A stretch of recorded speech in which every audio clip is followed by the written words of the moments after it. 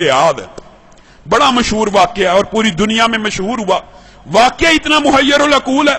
सऊदीया रियाज की high court के अंदर केस चला, अखबार ने सुर्खियां लगाई। केस क्या है?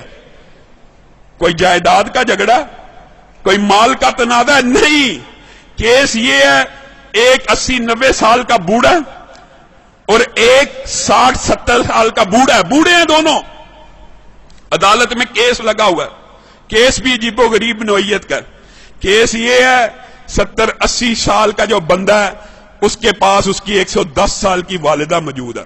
छोटे बेटे ने मुकदमा किया हुआ हाई कोर्ट के अंदर, नीचे से आते आते हाई कोर्ट में आ गया है।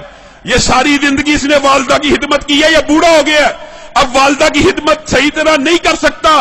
मैं केस करता हूं, 70 साल उस छोटे भाई की भी उम्र है कि वालिदा मेरे हवाले कर दी जाए।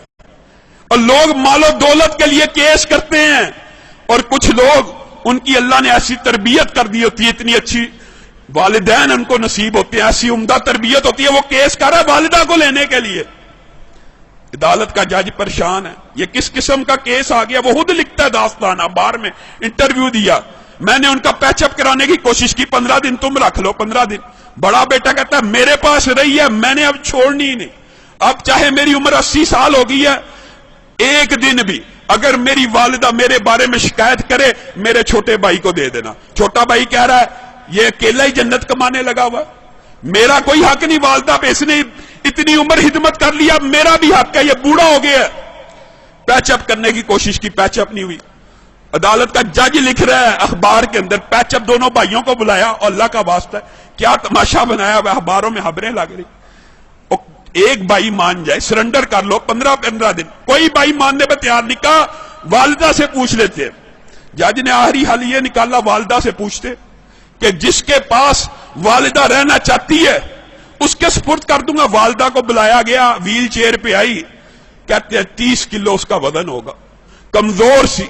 जज ने पूछा ये तेरे बेटे तूने कैसी तरबियत की है, तेरे लिए झगड़े हैं, मेरे पास तो मालो दौलत के केस आते हैं, जायदाद के केस आते हैं, प्रॉपर्टी के केस आते हैं, तू इन दोनों में से किसके पास रहना चाहती है?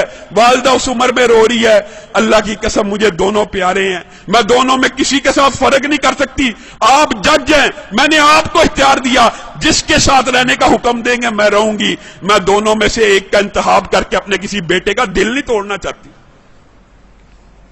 अदालत के जज ने फैसला लिखा, शह सुर्खियां छपी, उस बुजुर्ग खुशकिस्मत खुश नसीब इंसान के आंसुओं की तस्वीर रियाज के अखबार में छपी।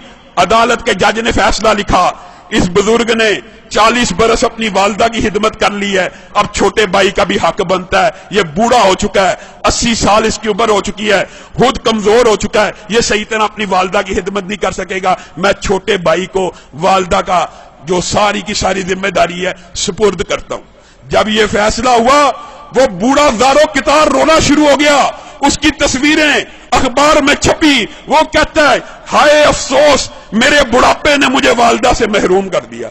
लोगों, ये तरबियत है, ये अंदाज है कि 80 साल का बूढ़ा ज़ारो कितार वालिदा के छिन्ने पे रो रहा है कि मेरी जन्नत मुझसे दूर कर दी गई है। हमारा मुआशरा कितना बदनसीब है, बदबख्त है, बूढ़े वालिदैन की खिदमत करना तो दूर की बात, उनको ओल्ड होम में भेज देता है, ओल्ड हाउसेज में भेज देता है।